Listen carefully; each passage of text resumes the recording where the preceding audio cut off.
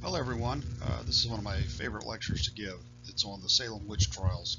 I'm going to keep it a little bit short because this is for an online version.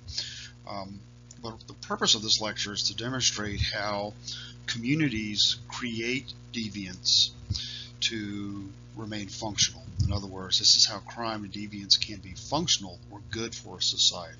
So let's talk about a little bit about the history of the Salem witch trials first. Salem witch trials occurred in the village in Salem. It's what's today known as Salem, Massachusetts, in the spring and summer of 1692. In total, 19 people were executed, none of whom were burned. We did not burn witches in the United States. It's a European tradition. I think 18 were hanged, and one was pressed to death. A man was pressed to death for refusing to accuse his wife of being a witch. You have to go back and look at what was going on at the time. And at the time, you had two groups of people living in this area. You had Salem Village, which was made up largely of Puritans who had come over from England. These are followers of Oliver Cromwell. And you also had Salem City, which was a port city a few miles away. It was a thriving merchant class, a thriving community there, and made up of what we consider today rich folk. The village was going through some terrible times. They were under constant Indian attacks. They had had bad harvests, so they were starving to death. And smallpox had afflicted the village. So in the village, many people wanted to leave. And in order to keep the village from breaking apart, essentially it was necessary that a form of social cohesion be maintained. And one of the things they did was essentially they recreated social cohesion, brought people together by finding some sort of boogeyman or someone to blame for their problems. And as with all forms of constructed deviance, the more evil the problem, the more likely you are to bring people back together and create this social cohesion. So this is a map of the area, so I'm going to go do my drawings again. This down here is the town of Salem. This is where the rich folk are. Okay.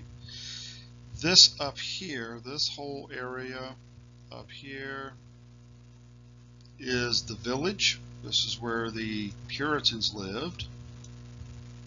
P there for Puritans. But also in this area was a merchant class, because, keep in mind that the town is a good ways from the village, and the Puritans and the villagers who lived here needed goods. And so there was a merchant class that had set up in the village to provide goods and services to the Puritans. Witches. So the Puritans created deviance to take people's minds off of their problems. Did they do it purposefully? Not necessarily, but it was a way of recreating social cohesion among their group, to take their minds off the problems of the smallpox, the starvation, the Native American attacks. And they began, like all moral panics begin, by persecuting the weakest among them. The first three women accused of being witches in the village were Tituba, who was a slave, Caribbean slave, who was known to practice voodoo. The Sarah Good, who was a beggar and a disreputable, very disagreeable person in town. And then also Sarah Osborne. Sarah Osborne had made the mistake of marrying her indentured servant. She had an Irish indentured servant who lived with her. And once he worked off his indentureship, he bought his freedom, she married him. And that was considered a major social faux pas in that area. So these three women were accused of witches. Tituba, ironically, was not executed. She accused others of being witches. She was the smartest of the group. Sarah Good, in turn, also accused Sarah Osborne of being a witch. And I believe Sarah Good's daughter is the one who had accused her of being a witch. Nonetheless, 2 of the 3 were executed, Good and Osborne. But the problems persisted. So, gosh, we need more witches. Let's go find some more. So when did all this end? So it ended in the summer. It started in the bleak winter and spring of 1692, and it ended in the summer of 92 when the villagers broke their own rules. And they executed a man named George Burroughs, a minister. And at the time of his execution, he'd been accused of being a witch by some former business associates. And at the time of his execution, he stood at the platform and recited the Lord's Prayer perfectly. Now, according to the rules that had been established by the court to oversee the witch trials, anyone who said the Lord's Prayer without making a mistake was therefore not a witch. But then they strung him up anyhow, and they executed him. And then kind of hit the point there where people started like, okay, maybe we've gone too far with this.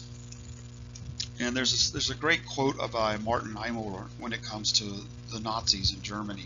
You've probably heard various interpretations of this. They came for the Jews, but I was not a Jew, so I said nothing. Then they came for the Catholics, but I am not a Catholic, so I said nothing. Then they came for me, and no one was there to speak, because there was only one left. So what is the point of this? So essentially, the Salem witch trials were an example of how deviance is functional. It allows us to draw a boundary in a society around good and bad behavior. And what they did was draw lines around, everyone had been living in that village, but then they singled people out, and they've singled out the easiest ones it was to draw a line around: the slave, the beggar, and the woman who had married her former indentured servant. By drawing a line around behavior, what you're doing is you're automatically creating a rivalry. You're creating an in-group, the good people, the villagers, and an out-group. And the way it worked out in this case here, once they ran out of slaves and beggars and fallen women to execute, they then turned on the merchant class who was living in the village, because they were essentially aligned with the townies, with the people who lived in Salem town, and the rich city. And so the villagers were assumed to be, they had Puritan values, right? So they took a strict interpretation of the Bible, and they felt like the townies themselves were secularist, that really didn't take their faith very seriously, and that they blamed the secularists in the village, the merchants, for angering God.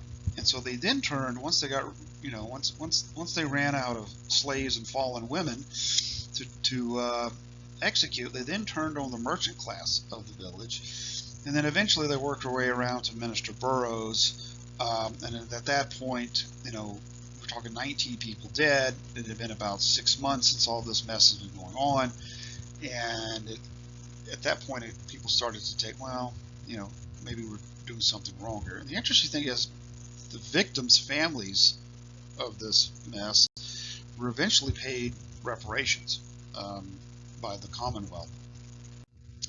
So I guess the summary of the Salem witch trials is that they weren't really about witches at all. I mean, on the surface it was about witches, but what the trials were really about, it was about a community's need to stay together, and a community's need to create deviance where there really were none, to explain the bad things that were happening. The smallpox, the Indian raids, the lack of food. And by finding deviants among us and labeling them and ostracizing them, it created a sense of social cohesion, because it took people's minds off the other bad things that were happening, and it placed them on the witches. Okay? And if we get rid of these witches, then all these other bad problems will disappear, because the presence of these witches is angering God, and that is allowing these bad things to happen to